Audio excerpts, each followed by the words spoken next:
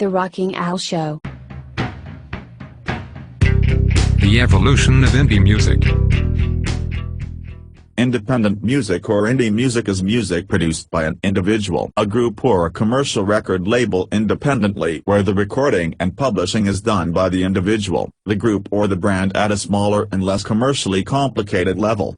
Historically, in the 1960s, indie music used to be defined as something that was not published by the big four players in music publishing, namely Universal, Sony, Warner, and EMI. However, growing and being noticed without the support of a label in times when there was no internet was difficult, and therefore, most indie bands of those days went unnoticed. Sometimes, local bands would come together to form a group of performers, each one different from the other. They even managed to become quite famous locally and are remembered for the different sound of their music and beats. The Mavericks, with little or no knowledge about business, turned the music industry on its head with their independent records in 70s and 80s. Indie bands started gaining listeners through labels. They were able to reach out to a wider range of listeners and create a place for themselves in the world of music. While pop and rock continued to rule the hearts of listeners, indie also started getting recognition. Its main fan following comprised of people who wanted to listen to something more creative, experimental and original. Indie music got mainstream attention when small bands started performing locally.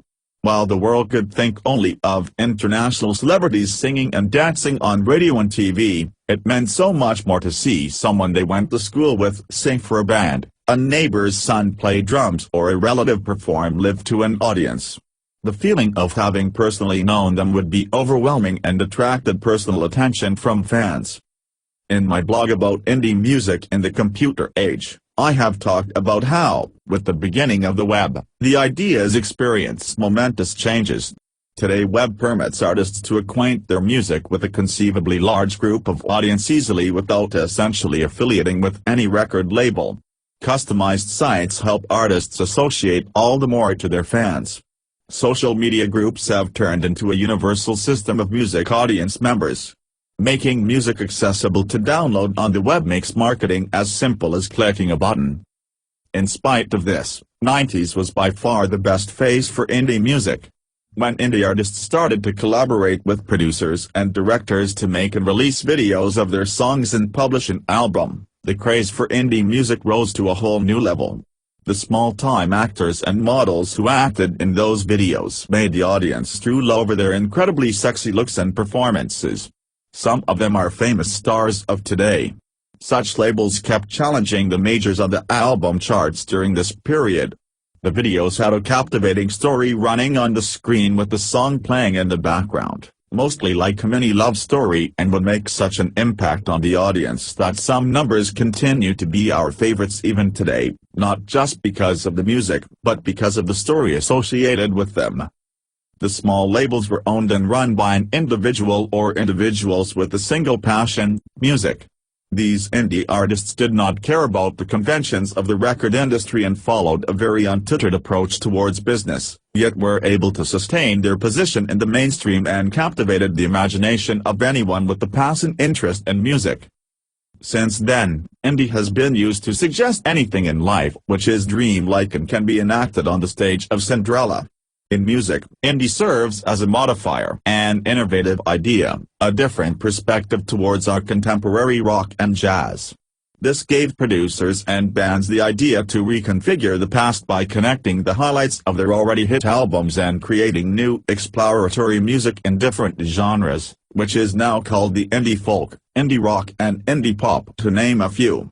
However much the majors wanted to call indies amateurish and dismiss them, they kept rising higher on the charts and continued to occupy the coveted top positions. Today, it has evolved to a level where most bands have undergone several trainings, comprised of members qualified in related subjects like music journalism and music business. They are trained to trust their instinct and have successfully led to industry standardization, being a part of the band. Indie music brings out the essence of an artist's thought and individuality and continues to touch hearts of listeners with its simplicity and closeness to real-life situations. Some songs sound relevant even today, after decades of their release. If you found this topic informative, leave your comments to share your opinion and experiences. I hope you found this podcast informative. If you have any comments about this or the other episodes, please comment where available. I'll be looking forward to reading them. You can find this podcast on your favorite apps. This podcast can also be seen on my YouTube channel. The link is in the description below. Until next time, goodbye everybody. The Rockin' L Show.